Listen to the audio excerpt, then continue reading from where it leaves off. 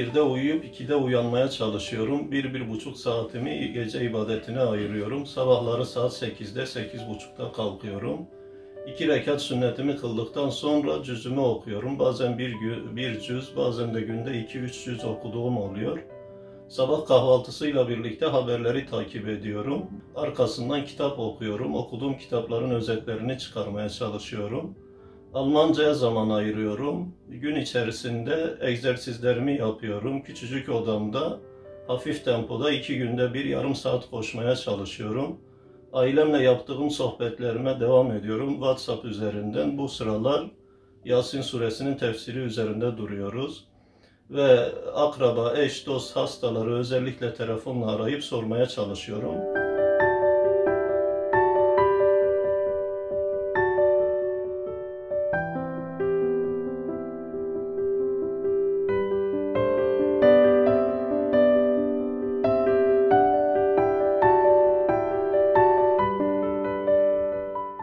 Sizlere de bu sıralar evde olduğunuz için 3 kitap tavsiyesinde bulunmak istiyorum. Birincisi Vehbi Vakkasoğlu'nun Bir Öğretmenin Not Defteri adlı kitabı. Öğretmenlik yıllarında öğrencileriyle geçirmiş olduğu hatıraları, sorularını, verdiği cevapları, inanç dünyalarındaki boşlukları dolduracak konuları bolca hikayelerle süslemiş.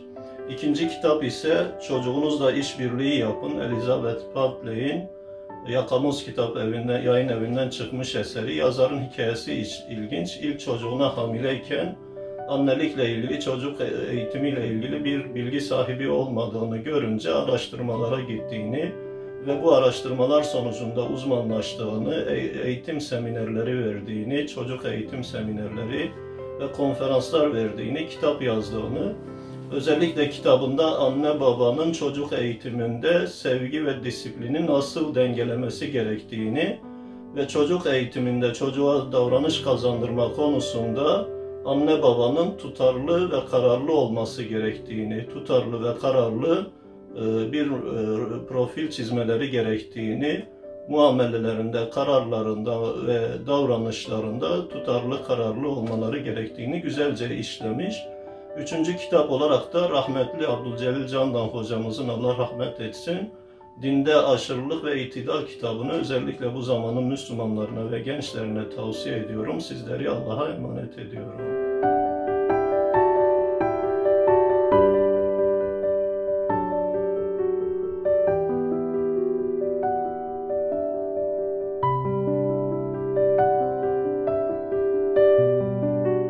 Ebu Gassak Muhammed'den naklediyor. İnsanlar öyle bir zamanda yaşayacaklar ki ancak boğulan bir adamın çaresizliği içinde dua edenler kurtulabilecek.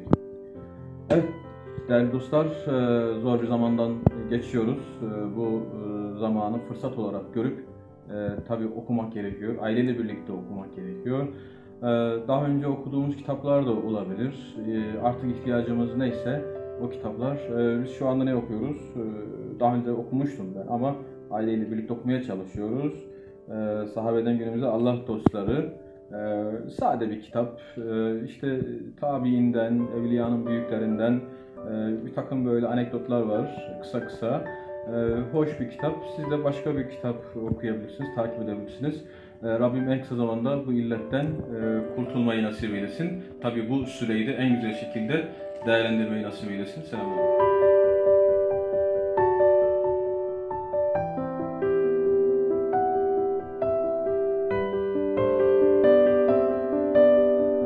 Selamünaleyküm muhterem kardeşler.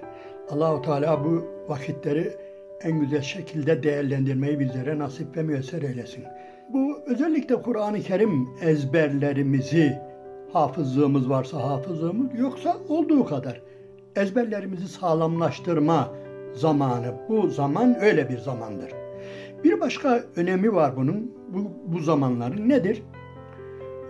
Camiye gitmediğimize göre farzları biz kendimiz istediğimiz gibi uzatabiliriz. Yani ezberlerimizi, Kur'an-ı Kerim'den bütün ezberlerimizi, benim tavsiyem geliniz, farz namazların o ilk 2 rekatı var ya, Fatiha'dan sonra orada okuyarak gerçekten çok büyük bir mesafe kat edebiliriz. Ne kadar süreceğini bilemiyoruz. Özellikle bu okuduğumuz yerlerin açıklamasını, tefsirini böyle sabırlı bir şekilde sabrederek, araştırarak yaparsak çok güzel olur.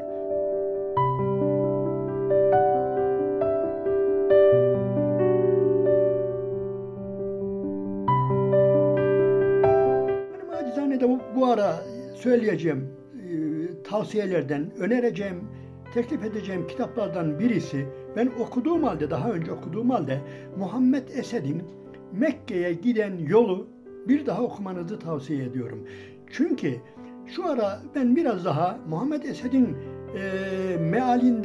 mealini bir daha gözden geçiriyorum. Ama benim tavsiyem, eğer Muhammed Esed'in Mekke'ye giden yolu okumazsanız var ya, o mealin kadri kıymetini biraz bilemezsiniz. Ben bunu söylerim. Bir de bu arada okuduğum kitaplardan İbrahim Kalın'ın Barbar, Modern, Medeni diye bir kitabı var. İnsan Yayınlarından çıkan. Onu tavsiye ederim. Onu okudum. Ondan sonra bir de yine İnsan Yayınlarından Profesör Doktor Hıdır Özcan'ın Batı'da Hazreti Muhammed İmajı, İnsan Yayınlarından Batı'da Hazreti Muhammed İmajı. Bu kitabı da okumanızı tavsiye ederim. Bu da çok önemlidir.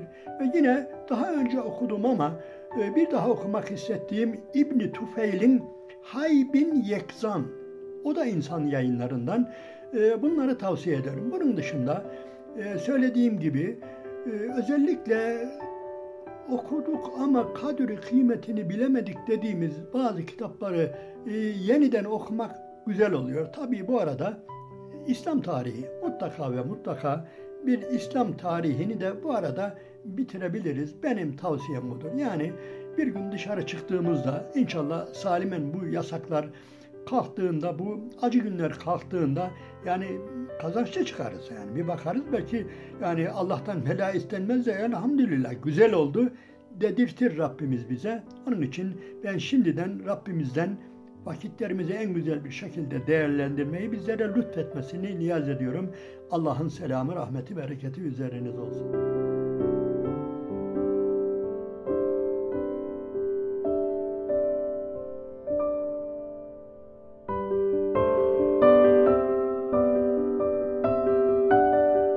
Kıymetli kardeşlerim, zorunlu bir biçimde şu anda evlerdeyiz. Cenab-ı Hak bir farklı musibeti yaşatıyor bize ve biz bu musibetin karşılığında elimizden geldiğince tedbirli davranmaya çalışıyoruz ve evlerde kalmaya çalışıyoruz. Kaldığımız süre içerisinde de elbette ki vakitlerimizi iyi değerlendirmeye, daha iyi bir biçimde şu süreci geçirmeye gayret ediyoruz.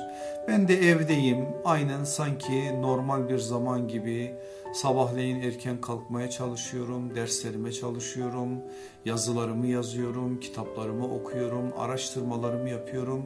Kendi normal bir zamandaki programım ne ise şu anda zorunlu itikaf diyorum ben bu günlere. Bu zorunlu itikaf günlerinde de aynı şekilde yapmaya çalışıyorum. Onun için bütün kardeşlerime de planlı programlı çalışmayı tavsiye ediyorum. Çünkü şeytan rehavete hemen düşürür bizi. Sizin eğer önünüzde bir program olmazsa, yarın sabahleyin kalktığınız zaman ne yapacağınızı bilmezseniz nasıl evdeyiz deyip rahata kapılır. Bu noktada biraz daha zamanı israf etme gibi bir yanlışa kapı açabilirsiniz. Böyle olmaması için planlı ve programlı bir biçimde gayret etmenin mücadelesini verelim. Şu itikaf günlerimiz, zorunlu itikaf günlerimiz gerçekten bereketli ve hayırlı olsun inşallah.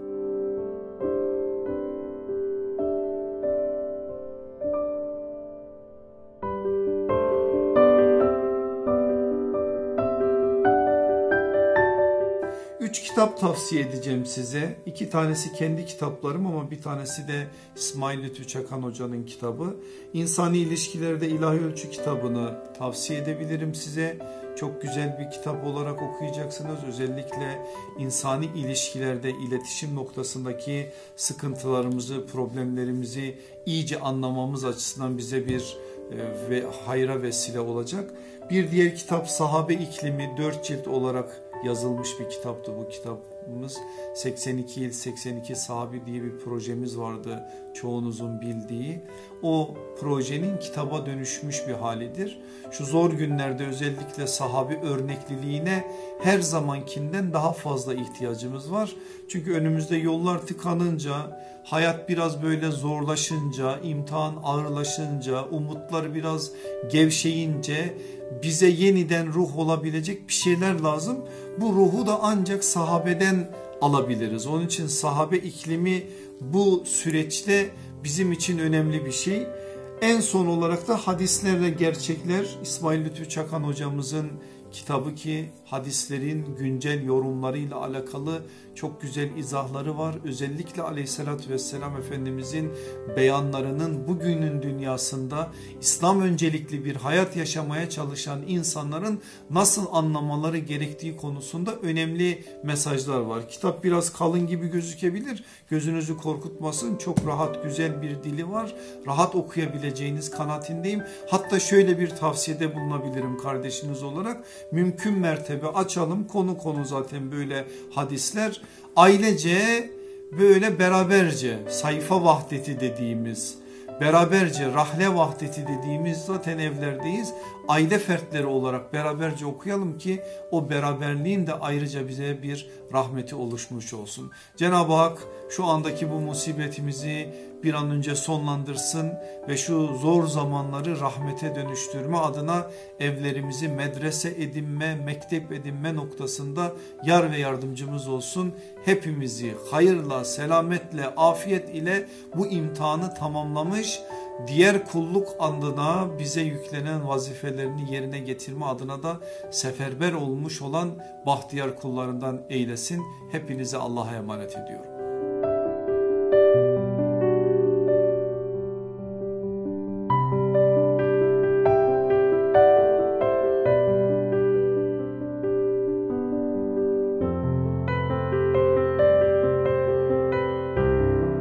Bugün 3 kitabın tanıtımını yapacağım. 3 kitap önerisinde bulunacağım sizlere.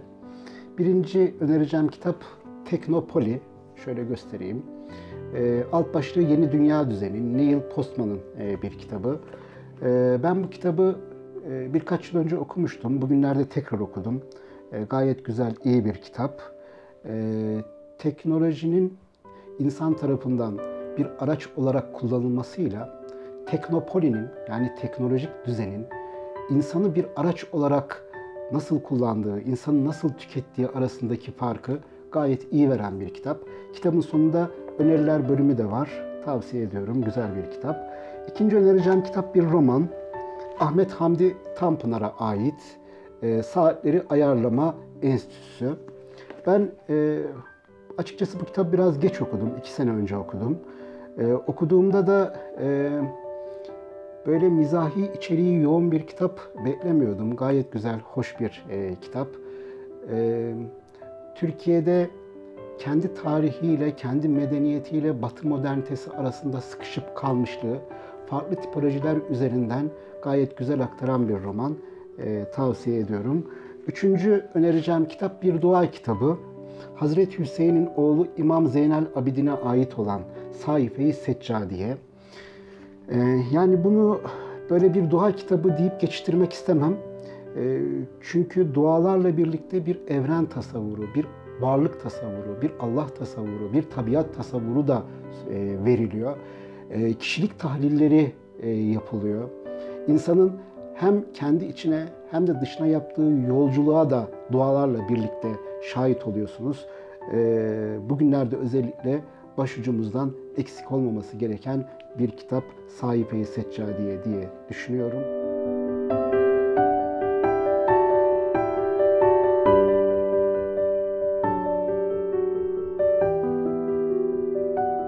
Değerli kardeşlerim, evde kaldığımız şu günlerde ne yapmalıyız? Peygamber Aleyhisselatü Vesselam'ın endişe ettiği bir husus var. Ahmet bin Hanbel'in müsnedinde buyuruyor ki Aleyhisselatü Vesselam, ümmetimin zenginlikle, varlıkla tanışıp da 2 şeyi terk etmelerinden korkuyorum. Namaz kılmayı ve Kur'an okumayı. Evet, bugünlerde bol bol Kur'an okuyalım öyleyse ve Kur'an-ı Kerim okurken de sadece lafzını değil, aynı zamanda manasını da okuyalım. Tavsiyeniz nedir hocam? Diyanet İşleri Başkanlığı'nın Kur'an yolu tefsirini veya onun bir cilt haline getirilmiş mealli, lafızlı ve dipnotlu açıklamalı kısmını tavsiye edebiliriz. İkincisi, namazlarımıza önem verelim, özen gösterelim. Şu günlerde huşu içinde namazlar kılalım. Bu konuda Abdullah Yıldız olarak bizim namazla ilgili çalışmalarımız bilinir ve bunları tavsiye edebilirim. Başka hocalarımızın kitapları da okunabilir.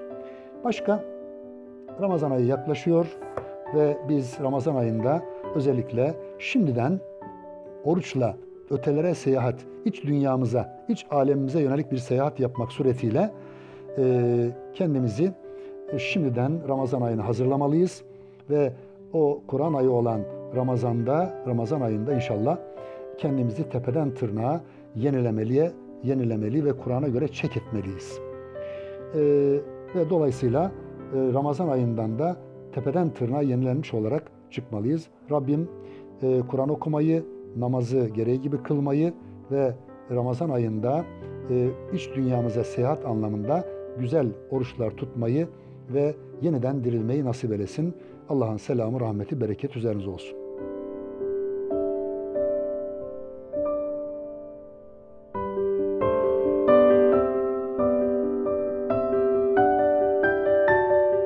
Bismillahirrahmanirrahim. Malum olduğu üzere herkes gibi evdeyiz.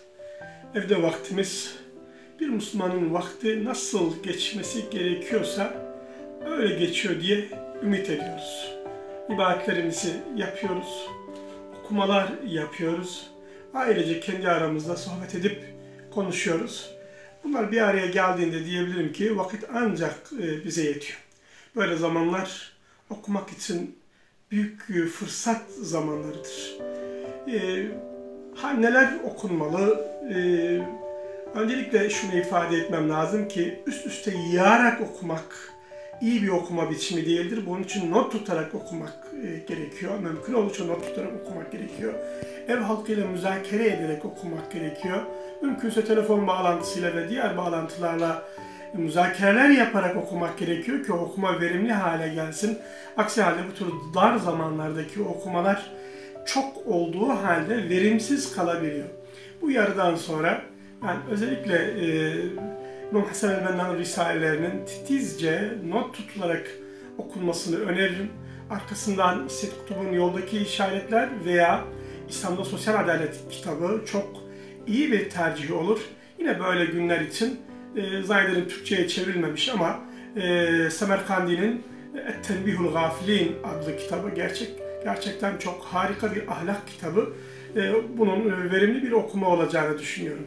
Yine kendi yazdıklarımdan son dönemde ve Kudüs düştü rahat okuyabileceğiniz ama bol tarih hakkında bol bir bilgi edinebileceğiniz, geniş bir kanaat sahibi olacağınız bir okuma. Yine Nureddin Zengin'in hayatı yeniden yayınlandı, kapsamlı bir çalışma olarak yayınlandı. Okumanızı öneriyorum inşallah.